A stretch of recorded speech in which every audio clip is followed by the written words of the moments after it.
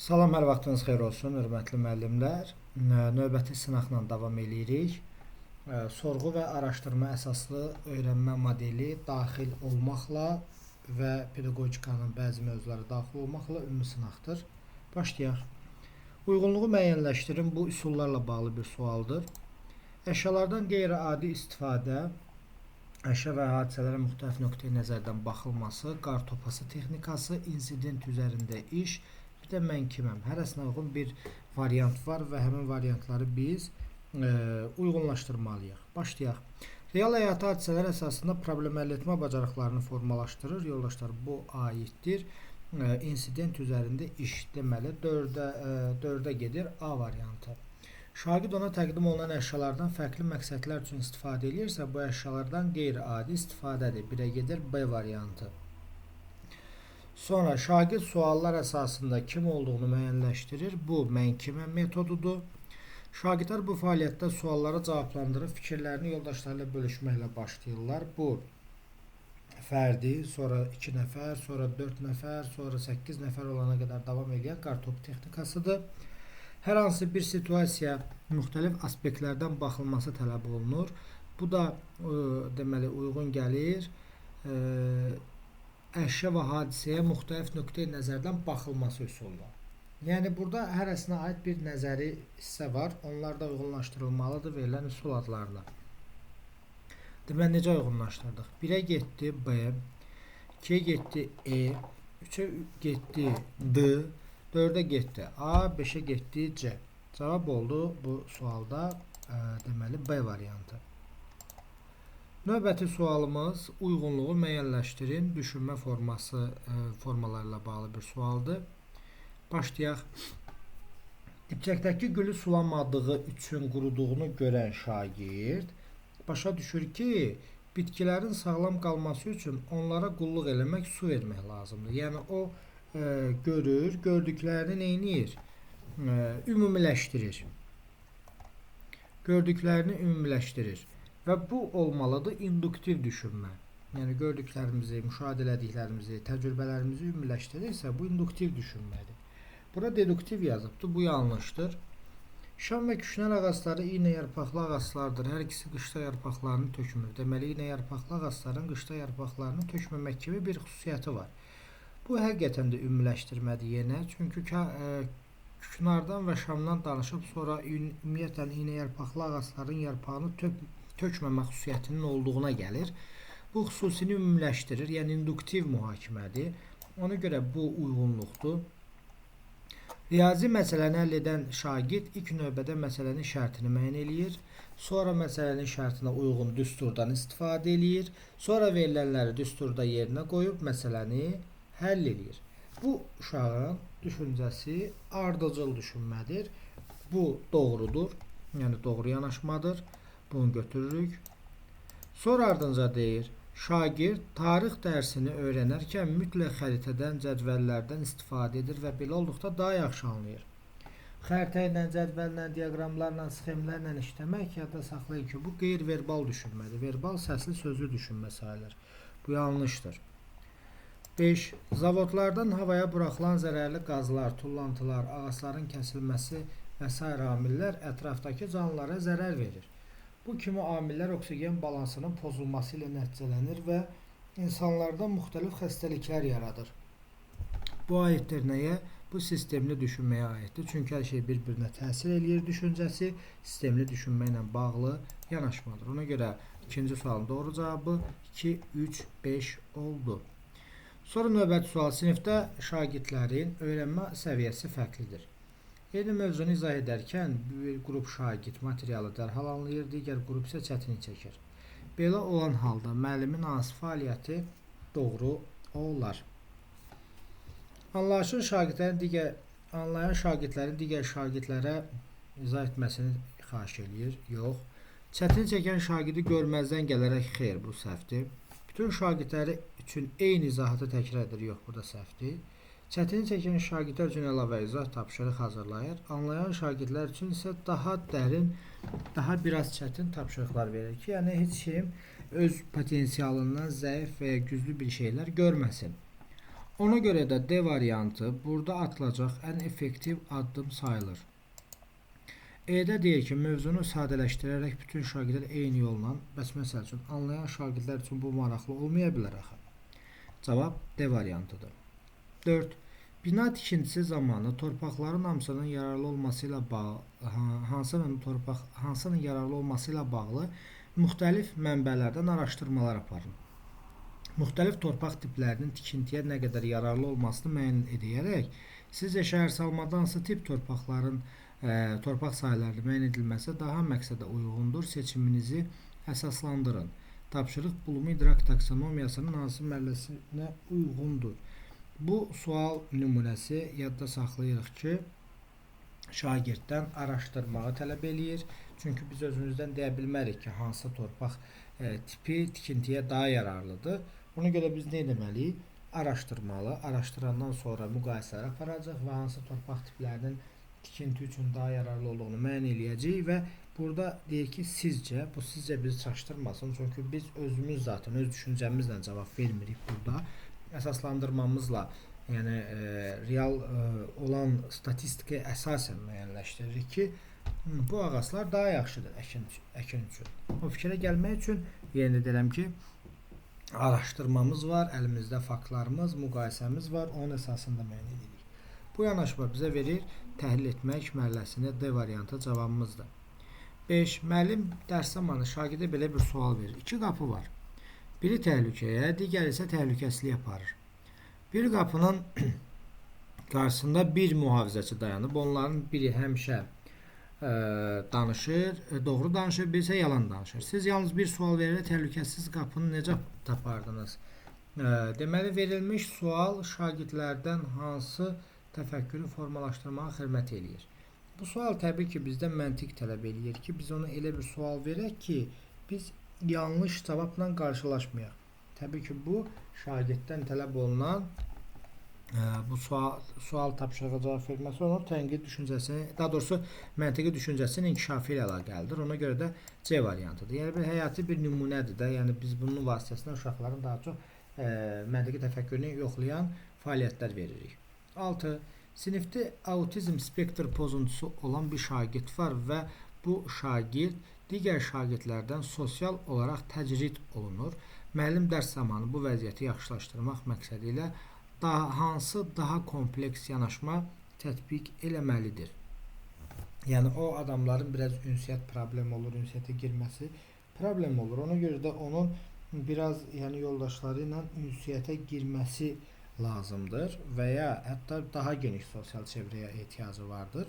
Ona görə bu sualda ən uyğun cavab B variantındadır. Deyir ki, şagirdin yalnız öz sinif yoldaşları ilə deyil, eyni zamanda məktəbin digər şagirdləri ilə də münasibətlər qurmasına təşviq eləyə bilərik ki, o adamların ünsiyyət problemləri müəyyən dərəcədə daha geniş çevrəni əhatə eləsin.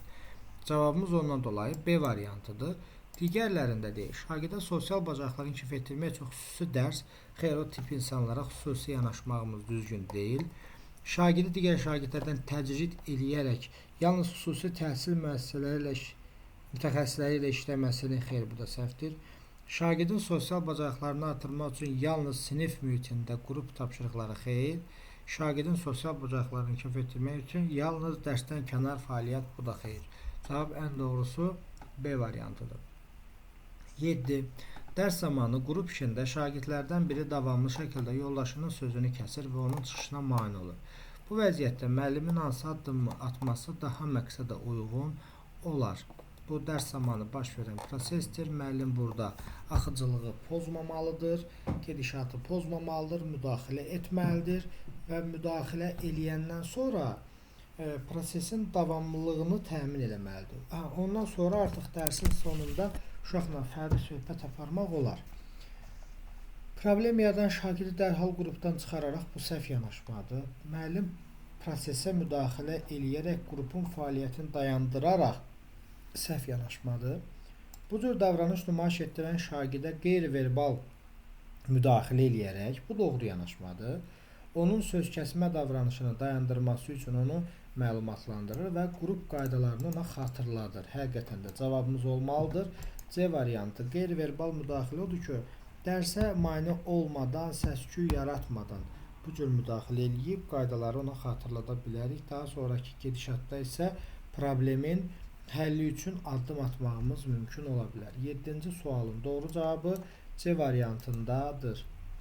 8. Müəllim təlim zamanı şagirdlərə belə bir tapşırıq verir. Hava proqnozunda regionlardan birinə yağış yağacağı bildirilir. Bu regionun bəzi yerlərində yağış çox şiddətli, bəzi yerlərində zəif, bəzi yerlərində isə ümumiyyətlə yağmır. Bunun niyə belə olduğunu müəyyən edin. Deməli, fikir versək görərik ki, bu situasiyada şagird gedib araşdıracaq, görün bu bir yağışın belə yağmasının səbəbi nə ilə əlaqəlidir, niyə görə belə yağır? Deməli, burada araşdırma var. Araşdırma varsa, bu situasiya sorğu və araşdırma əsaslı təlimi əhatə edən situasiyadır. Bu yazır ki, situasiyada şagirdin istifadə eləyəcəyi təlim modeli ilə bağlı olan fikri tap. Yəni, sorğu və araşdırma əsaslı təlim modelini müəyyənləşdir deyir. Yadınızda saxlayın ki, sorğu və araşdırma əsaslı təlim əsasən eksperimental yolla aparılır. Yəni, necə eksperimental yolla? Bunu biz əsasən fizika fənnində, kimya fənnində, biologiya fənnində təcrübi şəkildə görürük. Amma bu yalnız o fənlərdə deyil, digər fənlərdə də ola bilər. Digər fənlərdə, məsəl üçün ki, Azərbaycan dilində, ədəbiyyatda, tarixdə də müəyyən mənbələrdən araşdırmalar aparmaqla biz sorğu araşdırma əsaslı təlimi həyata keçirdə bilərik. Nəyə görə dedim bunu? Çünki cavabda onunla bağlı əlaqəli bir fikir var. Bu situasiyada yadda saxlayaq ki, hansı təlim modeli lazımdır bizə? Sorğu araşdırma əsaslı. Mən də soruşuram ki, verilən situasiyada istifadə olunan təlim modeli ilə bağlı fikri müəyyənləşdir. A-da deyir, hər hansı bir spesifik problemə yönəlib, bu problem əsaslı təlimin xüsusiyyətidir. Bizə sorğu araşdırma əsaslı təlim lazımdır. B. Geniş əhatə dairəsində reallaşma vaxtnama. Bu layihə əsaslı təlimin həyata keçirilmə formasıdır. Biz sorğu araşdırma axtarırıq. Bu tədris tipində şagirdlər təqdim edilən materialla onlara uyğun və rahat zamanda tanış ola bilirlər. Bu asinxron tədris metodudur. Bu da bizə lazım deyil. Şagirdlərin öyrəndiklərini yenidən nəzərdən keçirdikləri bilikləri ilə yeni öyrəndikləri informasiya arasında əlaqə yadaraq öyrənməni yadda saxlamanı gücləndirir. Bu, birbaşa təlim modelində öyrənmənin prinsiplərinə aiddir. Bu da bizə lazım deyil. Bizə E variantı lazımdır. Təkcə eksperimental yolla deyil, yəni məsələn biologiya, kimya, fizikada deyil, eyni zamanda mənbələr üzərindən də araşdırma etməklə həyata keçirilə bilər. Bu baxımdan təkcə təbiət fənlərində deyil, digər fənlərdə də tətbiq edilməsi mümkündür. Ona görə də cavab olmalıdır E variantı. 9. Cədvəldə uyğunluğu müəyyən edin. Onlayn müzakirələr müxtəlif məkanlarda və vaxt zonalarında həyata keçirilə bilər. Asinxron tədrisdir, düzdür. Bu nəzəri sualdır. Açıb baxa bilərsiniz. Ənənəvi dərsdə olduğu kimi hər həftə müəyyən vaxtda onlayn dərslər keçirilir. Sinxrondur, düzdür. Şagird tapşırıqları yerinə yetirmək üçün öz cədvəlini tərtib edir. Asinxrondur, doğrudur. Şagirddən daha çox məsuliyyət tələb eləyir. Canlı diskussiya keçirilməsi mümkündür. Sinxronda zaten canlı diskussiyalar formasında dərslər keçilir. Onda bütün fikirlər uyğundur və cavab da E variantıdır.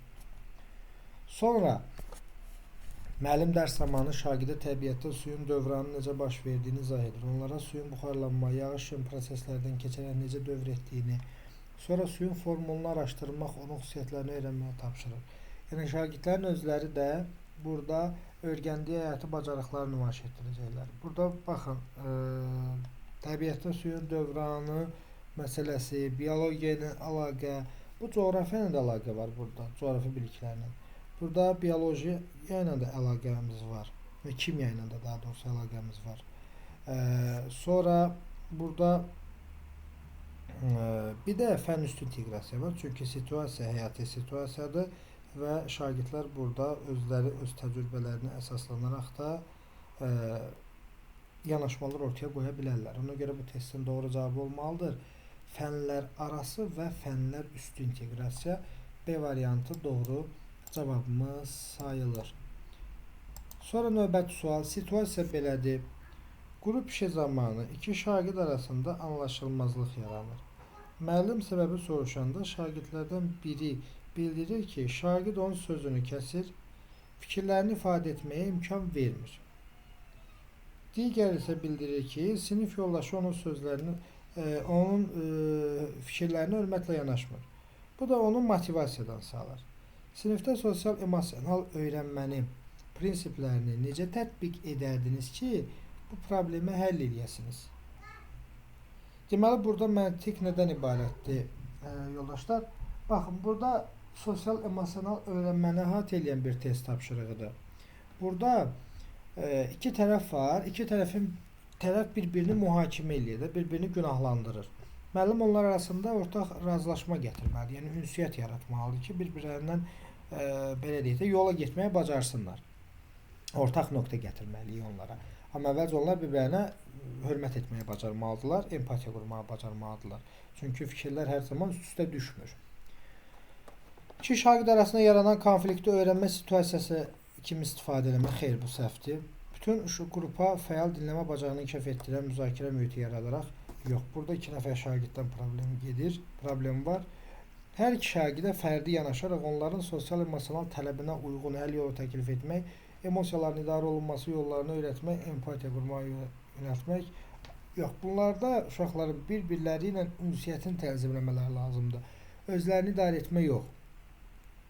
Üstəgəl, burada müəllimdir, fərdi yanaşıb onların tələblərinə uyğun həll yolu təklif etməlidir. Yox, əslində müəllim maraqlı olmalıdır ki, konflikti şagirdin özləri əldə edəsinlər. Burada deyə baxın. Hər iki şagirdə öz emosiyalarını və fikirlərini ifadə etməyə, empatiya qurmağa şərait yaratmaq, yəni özləri. Üstəgəl, şagirdlərə problemin həlli üçün hər iki tərəfin marağında olan qərarın qəbul edilməsinin uyğun variant olduğunu göstərmək. Yəni uşaqlara göstərir ki, elə bir qərar vermək lazımdır, ikinizin də marağınıza uyğun olsun. Bu onu ifadə edən variant. Ona görə də D variantı cavabımız. Testin doğru cavabı D-dir. Bu təhsil institutunun sınaqlarından birindən olan sualdır. 12. Şagird dərsə maraq göstərmir, tapşırıqları yarımçıq yerinə yetirir və sinifdə intizamsızlıq edir. Müəllim müxtəlif fəaliyyətlərlə onu öyrənmə prosesinə cəlb etməyə çalışır. Bu situasiyada müəllimin istifadə elədiyi hansı strategiya yanlışdır? Şagirdin fərdi qabiliyyəti və öyrənmə üslublarına malik olduğunu qəbul etmək, uyğun təlimat vermək düzdür. Şagird müxtəlif layihələrə yoldaşları ilə əməkdaşlığa və birgə öyrənmə fəaliyyətini təşviq etmək. Bu da doğrudur. Sinifimizdəki fəal şagirdi dərsə marağı zəif olan şagirdlərlə birgə əməkdaşlığa yönəltmək. Bu da doğru yanaşmadır. Öyrənmə fəaliyyətini qurarkən yalnız şagirdi maraqlandıran mövzular olsun. Bu səhv yanaşmadır axı. Necə yəni, şagird hansı mövzunu istəyirsə, siz o mövzunu ancaq keçəcəksiniz. Bəs yaxşı, proqramda olan digər mövzular yanaşma səhvdir. Şagirdi fəal iştiraka təşviq edən interaktiv dərslər və praktik fəaliyyətlər vasitəsilə dərsə cəlb etmək mümkündür, olar, düzdür. Cavab 12-də D variantıdır. Sonra 13-cü sualda deyir ki, müəllim yeni dərsin mövzusunu Günəş sisteminin planetləri haqqında olduğunu elan edir. Şagirdlərdən biri bu mövzuya hər yerdə rast gəldiklərini, məlumatlı olduqlarını, kitabda verilənlərin onların biliklərindən geniş olmadığını qeyd edirlər. Yəni, uşaqlar əslində kitabdakından daha geniş bilirlər. Sadəcə olaraq müəllim elə kitabdakı ilə planlayıb hər şeyi. Bu mövzu kitabda olmayan yeni bilikləri araşdıra biləcəklərini soruşurlar. Digər şagirdlər də yoldaşlarının fikrini dəstəkləyir. Buna baxmayaraq müəllim proqramında və gündəlik planından kənara çıxa bilməyəcəyini, imtahanda da ancaq kitabdan düşdüyünü, oradakı məlumatlarla kifayətlənməli olduqlarına vurğulayır. Situasiyadan çıxış eləyərək doğru olan fikri müəyyənləşdir. Baxın müəllimlər, burada müəllim nə edir? Əvvəlcədən şagirdi tanısaydı, bilsəydi ki, sinifdəki şagirdlərin potensialları bu səviyyədə yüksəkdir, o zaman dərsini elə planlayardı. Deməli, müəllim burada uşağı tanımağa çalışmayıb, dərsi elə planlayıbdır, həmişə bildiyi kimi və sinifdəki şagirdlər də müxtəlifdirlər və bu şagirdlər daha doğrusu savadlıdırlar, kitabdakılar onlara maraqsız gəlir, çünki zəif materiallardır, onlar zaten bilirlər. Ona görə istəyirlər ki, müəllim əlavə araşdırma işləri versin. Müəllim də vermir. Bu situasiyada cavabımız B variantıdır, yəni başqa variantların heç biri uyğunlaşmır. B-yə baxın. Müəllim diaqnostik qiymətləndirməni effektiv şəkildə aparmayıb. Və yazıb diaqnostik qiymətləndirmənin effektiv olmadığı təşkil olmadı, qənaətə gəlmək olar. Niyə? Çünki müəllim diaqnostik aparsaydı, sinifdəki şagirdlərin bu səviyyədə olduğunu bilərdi və dərsi də onlara uyğun qurardı. Deməli, burada problem B variantında oldu 13-cü sualda. Sonra həyat bilgisi dərsində müəllim dərsdə məişət tullantılarının ikinci dəfə istifadə oluna biləcək əşyalar düzəltməyə tapşırır. Qiymətlənmə meyarlarını əsaslandırma müəyyənləşdirir. Belə ki, şagirdlər öz fikirlərini əsaslandırmalıdırlar. Burada ümumiyyətlə həyat bilgisi dərsində məişət tullantılarının ikinci dəfə istifadə edirsə, bu texnologiya fənnindən həyat bilgisi arasında əlaqə hesab edilə bilər. Həm də uşaqlar özləri məişətlərində istifadə olunan əşyaları daha sonra, yəni bu qazandıqları bilgilərlə özləri müstəqil həyatda da istifadə edə bilərlər. Bu isə bizə verir həm fənlər arasını, həm də fənlər üstünü. Cavab da olur E. 15. Şagirdlərdən biri ailəsinə problem olduğundan təlim əməliyyatı aşağı düşüb. Başqa bir şagird bu problemi görür. Sinifə gəlib hamıya danışır. Sinif yoldaşının bundan xoş gəlmədiyini görsə də fikir vermir. Bu hərəkət sinifdə şagirdlər arasında problem yaradır. Situasiyanı düzəltmək üçün müəllimin atacağı hansı addım daha səmərəli olar? Müəllim sinifdə şagirdlər arasında münasibəti düzəltmək üçün bir müddət avtoritar yanaşma, avtoritar olmaz. Müəllim valideyn iclası çağırmalı və şagirdin davranışını müzakirə etməlidir. Xeyr, bu da düzgün deyil. Burada uşağın özü ilə söhbət etmək lazımdır ki, onu başa düşsün bunu. Müəllim şagirdin hərəkətini görən kimi yerindəcə ona danlamalıdır, yox səhvdir. Müəllim şagirdi öz aralarında apardığı yersiz söhbətə görə cəzalandırmalıdır. Xeyr. Burada E-yə baxaq. Müəllim şagirdlə görüş keçirməli. Şagirdin fəaliyyətinə refleksiya etdirməli. Sinifdə dəyərləri inkişaf etdirməlidir ki, uşaqlar bir-birinizə hörmət etməyi bacarır.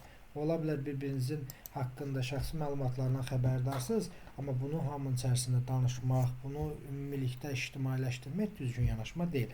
Yəni bunu özlərinin dərk eləməsi, yəni refleks etməsi lazımdır. Bu həm də şagirdlərə dəyər formalaşdırma hesab olunur. 16. Baş qəhrəmanın hadisəyə baxışını müəyyənləşdirin. Baş qəhrəmanın hadisələrə baxışını müəyyənləşdirin. Tapşırıq pul müdrik taksonomiyasında nəyə aiddir? Təbii ki, müəllifin mövqeyini müəyyənləşdirmək, hadisəyə baxış, sonra obraz özünü bu yöndə niyə belə apardı, obrazını bu hərəkəti nədən xəbər verir və bu kimi məsələlər təbii ki, aiddir. Təhlil etmək mərhələsində mövqey müəyyənləşdirməyə əsaslanır, dedi. Sonra şagirddə şəxsi sosial və öyrənmə səriştəsinin formalaşdırılması ilə bağlı yanlış fikir müəyyənləşdirin. Bu əsas etibarla nəzəri sualdır, kompetensiyalar dərsinin içərisindədir. Şagirddə başqalarla münaqişələrdən yayınmağa da kömək edir. Çünki şəxs sosial şagirdin özlərinə düşən vəzifələri özünün başa düşməsidir. Bir də metakognitiv düşüncə ilə sıx bağlıdır, öyrənməni öyrənmək. Şagirddə fikirləri müxtəlif mədəniyyətlərə uyğun şəkildə ifadə etmək üçün əhəmiyyətlidir. Xeyr, B variantı səhvdir. Niyə? Çünki B variantı mədəni müxtəlifliklərə hörmət səriştəsinə aiddir. C. Şagirddə özünə inam yaradır və onun bütün dövrün tələbinə uyğunlaşmasına yardım eləyir. Bu doğrudur, çünki özünə inam məsələsi, özünü tənzimləmə məsələsi yadda saxlayın ki, nə ilə bağlıdır? Metakognitiv bacarıqlarla bağlıdır. Bu düz yanaşmadır, doğrudur. Sonra ardınca deyir, şagirddə özünə inam yaradır. Bunu dedik, şagirddə yumşaq bacarıqların inkişafını təmin edən əsas amillərdən də düzdür. Yumşaq bacarıq 21-ci əsrin əsas bacarıqlarındandır. Elə əslində bu səriştənin özü də 21-ci əsrin vacib bacarıqlarından biridir. Yəni biz ona yumşaq bacarıq deyirik 21-ci əsrin bacarıqlarına. Sonra deyir, şagirdlərin müxtəlif situasiyalarda emosional sabitlik nümayiş etdirməsinə şərait yaradır. Emosional sabitlik nədir? Öz emosiyalarını idarə etməyi, kontrol etməyi bacarmaqdan söhbət gedir burada. Bu doğru yanaşmadır. Cavab olmalı 17-də B variantı. 18. Aşağıda verilən əməliyyatlardan hansı iş üsuluna xüsusiyyət yoxdur? Yəni hərəsi ilə bağlı biri var, biri isə kənarda qalır. Ümumiləşdirmə fikirlərin qısa ifadəsi ilkin səviyyənin təyini. İlkin səviyyənin təyin deyəndə bu diaqnostikdir.